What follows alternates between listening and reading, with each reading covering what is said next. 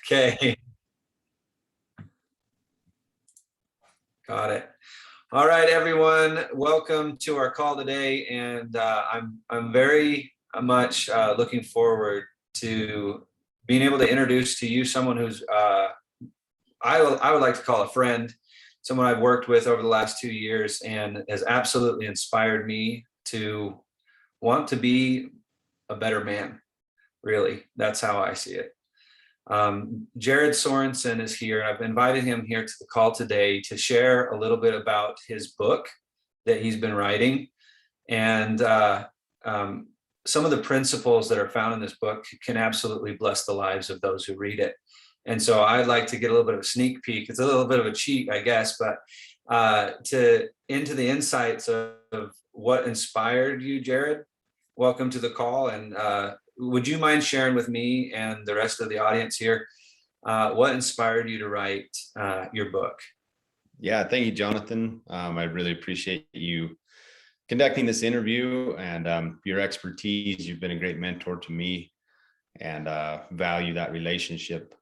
So what inspired me to write this book? Well, about a decade ago, I was working with a writing mentor, and I knew that I had a call to write. I felt it inside that was part of my voice, was to not only to teach vocally, but also to learn to write and articulate my thoughts better.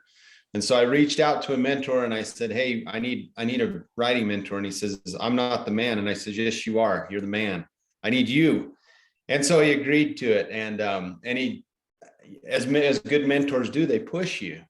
They make you uncomfortable. He didn't trash my work, but he said, "Jared, that's not you." When I would write these weekly submissions and we would go over it. And he just encouraged me. He says, "Keep writing, but write from your heart. Get out of your head, get out of these ideas, this idea space, and get into the heart space. That's what's going to help people to transform." And so finally, I just sat down and I started writing this book about this young man who didn't start out to be a book. It was a blog post about this fictional young man who comes to work on a ranch in Nevada. And he read that and he said, "Jared, that's good. You keep going with that." And I didn't set out to write a book. I was writing a blog post for a mentor, and he encouraged me to keep going. And it took a long time. Writing a book it's a process. It's not something that you just sit down, at least for me, and hammer out. Because when I started writing it, I wasn't prepared for the journey the book was going to take me on and the journey that the book was going to go to. So that's really what inspired me, was a great mentor. And then it started to come to life. And then I started to see, well, this is more than a book about ranching. This is a book about life. It's about true and correct principles that anybody can relate to. I love that, and I find it to be truth when something, its time has come, that it kind of evolves and it kind of grows its own legs and runs. You started as a blog post, which then slowly morphed into this wonderful book. As you were writing it and you realized, okay, I am going to write a book. It is going to become a book. What was some of your hopes that you had inside being able to do this? I mean, I wanted to write a book for years. I've never done it. I mean, this is a big jump, and I'm sure people that are listening to this probably same thing. How many people have it on their bucket list to write a book, right? Yeah. Check that bucket list, and how many of us have actually done it, right? So as you finally realize, okay, this isn't just a blog post, and Sam, this character, is taking a life of his own, and you're writing this book. What was your hopes when you're writing it? Yeah, even that evolved, Jonathan. So it started out as teaching about some of the experiences that we've had on a ranch in Nevada where I grew up and where I'm now raising my 9 children. My wife and I have been married for 25 years. We've been blessed to have worked with great mentors and hopefully to be mentors to some other young people who've come and worked on the ranch. We've had dozens of people who've come and they've learned these principles. And so when I started, it was just like, okay, I'm going to tell this story so it can help young people become involved in agriculture. And then as the story evolved, I realized, this could help specifically men. I was searching to find my purpose. This Buddha says you search for your purpose and then you give your whole heart to living it. Paraphrasing that quote, all these gurus talks about finding your purpose, and I don't know, you could call it a midlife crisis that I went to when I was writing this book, or a midlife calling. It was something greater than calling me to do something and to help a greater cause. And so what started out as just a book that I hope my kids would enjoy, maybe a few other people would read it and enjoy it. Now I realize this has a lot of impact. And I started reading it just again the other night, for the first time reading it through as a reader, not the author editing it. Wow. And I tell you, it brought me to tears. The first 2 chapters brought me to tears because I remember the emotion that I had when I wrote it. I remember those experiences that prompted me to write those things. And so it just reinvigorated that need to go out and share it with other people. It's not something that I need to be kept hidden. It's just for my family. I want it to have a greater reach, and I know that it has the potential to, because if it's helped me, I'm part of the human race. I think it can help you. It can help others that are struggling with that kind of quest of finding their purpose and then living it. I think we're not so different, as individual. We each of us are individuals. We have our uniqueness, but we're not so different. Each of us have a desire to feel like we belong. We have a desire to feel like we're following something and fulfilling something greater than just the mundane, right? To be able to identify and understand that we're more than just some simple thing. And it sounds like even through the process, Jared, you were able to even discover even more of your own worth and your own storyline. Like if I'm gonna ask you this interesting question, it's coming to my mind right now. Okay. Sure. If you had to write this book and you were the only one that got to read it, would it have still been worth it? Oh, I talk about that in the book, in the introduction. And, you do? Yeah. That's awesome. Because it came down to that. I mean, I tried to leave the book alone. I'm extremely busy, 9 kids, a ranch. I'm not an author. Well, I am now. But, it wasn't like I had this aspiration. Well, I'm just going to be this author. It was just like this book was given to me and I would set it aside. And then sometimes when I was praying and sometimes when I was pondering, it would come back to light. And finally, I felt like God was asking me, Jared, if this only impacted one person, would it be worth it? Mm. And I was like, wow. Well, yeah, of course it would be. And the answer came back, as well, that one person is you, Jared. And so, yes, absolutely. I mean, I even feel the tingles now as we say it, that, yeah, it was worth it. I mean, it's kind of like childbearing. Maybe that's a poor analogy. I've never born children, but I've seen 9 of them. And don't ask the mother right after when they're in the delivery room, are you going to have another one? But give it a little time and that pain goes away and that love starts to build and you have that bonding. And then it's like, yeah, it was worth every bit of sacrifice to bring this person to life. In this case, this person to life. So yes, Jonathan.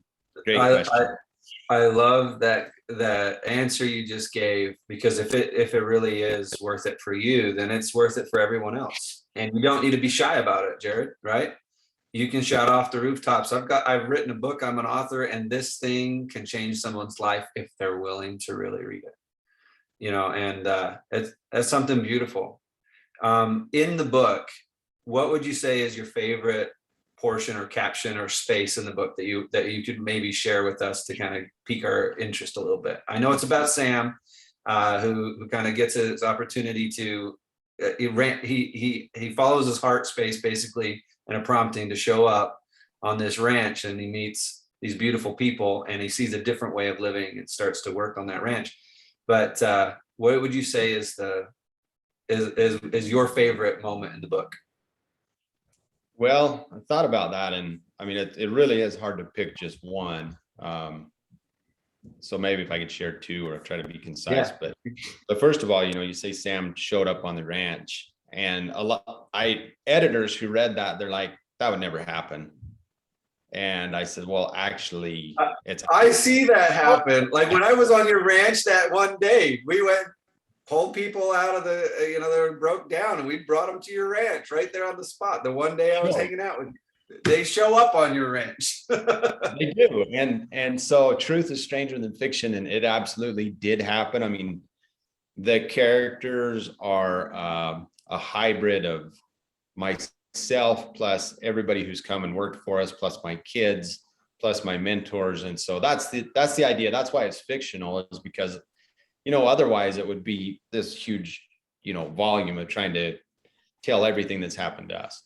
So I'm able to condense those characters and teach those principles in this way of fiction. So that was the first one that, it really did happen, and it does happen, and it continues to happen, that people come to learn, and some of them stay, most of them move on.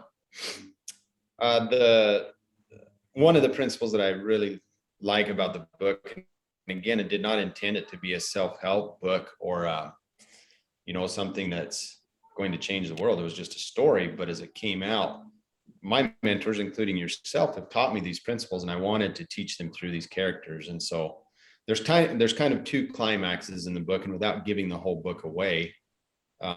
Another side note, I didn't set out to write a romance, but it turned out to be, this girl showed up and she wanted in the book. And what am I supposed to do? She was there. Her name was Grace.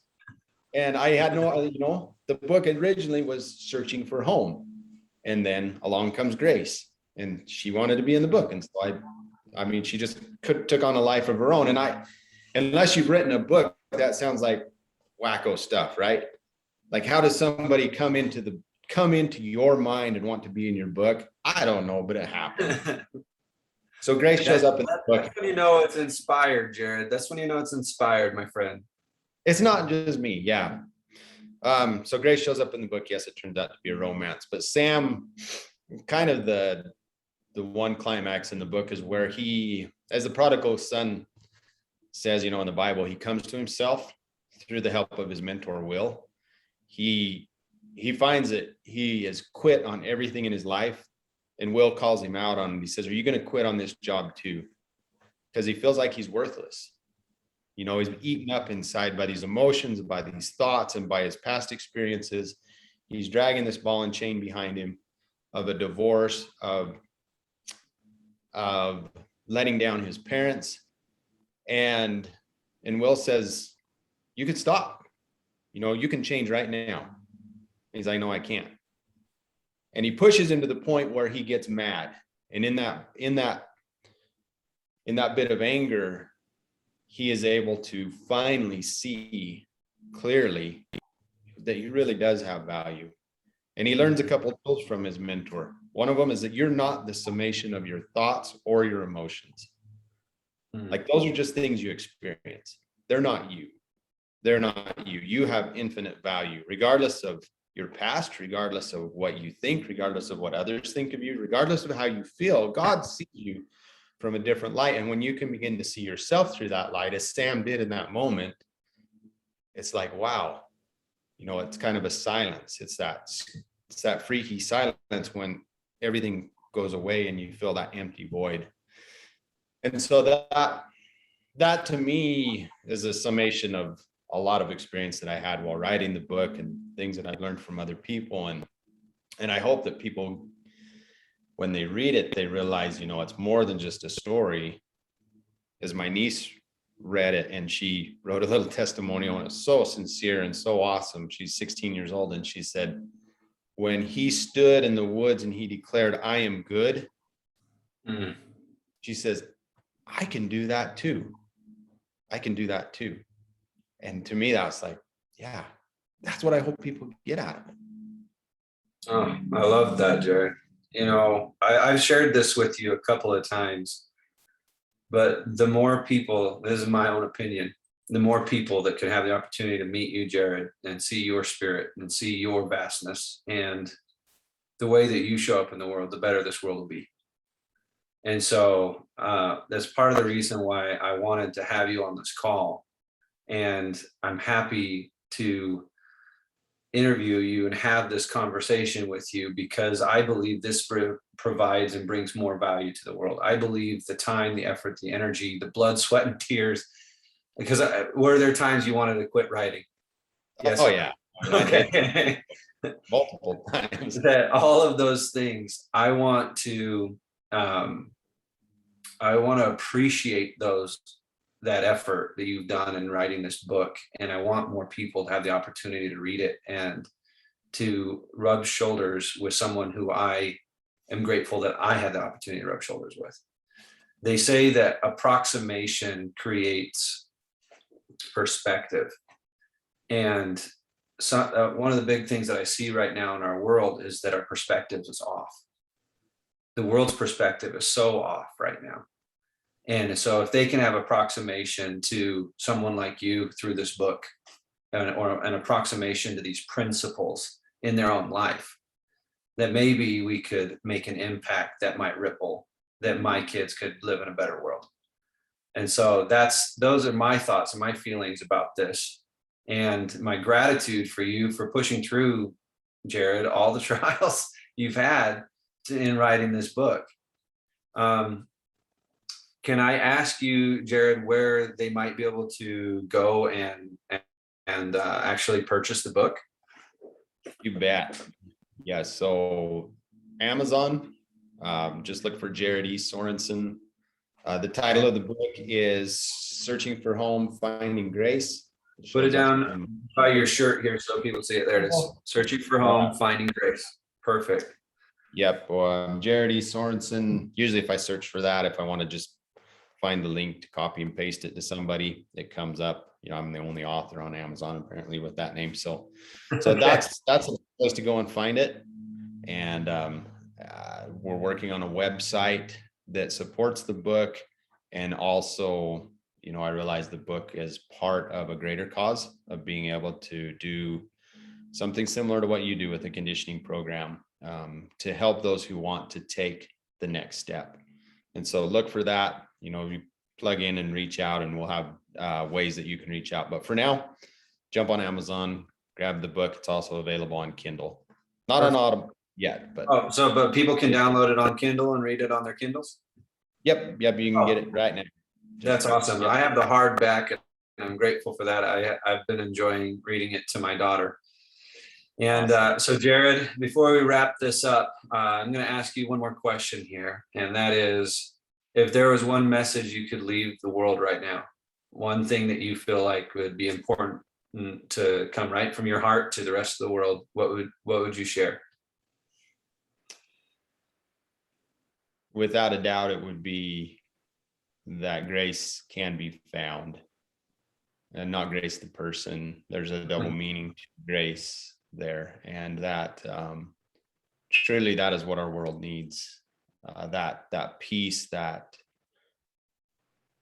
understanding of who we are in relation to bigger things.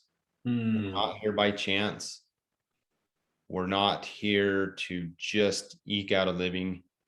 We're here to contribute. And Sam in the book comes to that understanding as he learns to let go and forgive others, forgive himself from his past, and truly experience what God's grace is that's available through our Savior Jesus Christ. That is the message. And I've really questioned, do I want to be that bold in declaring, about my beliefs about God and Jesus Christ and the need to repent and these things? And I can't hide from that, because that is a part of who I am. That is what made me who I am. That everybody wants the quick fix to change, to become better. I still want that silver bullet. I still want to take that pill, but it really is a process. And that's what you find in this book. Wow. That's what you can experience vicariously. And then hopefully the real invitation is that it's not just reading the book, that you take those steps that you're inspired to do because of what you read, just like my niece did. You can go and declare to the world, I am good. You can go and forgive another person. Wow. You can strive to live your life in integrity, as Sam finally learns after years of struggle and trial that he can do that. I'm very glad that I asked you that question. And I did too. anything less would have been not right for this call. This in my opinion, Jared, you've written an inspired book, and you are an inspired man. You are fertile soil, and you are good. And you inspire me, my friend, just being near you. So thank you for everything you've done. Thank you for being on the call with me today. Thanks for accepting the opportunity to have this interview with me. And everyone who's listening to this, I'll challenge you right now. If you're feeling something in your heart right now, go get Jared's book. Read it.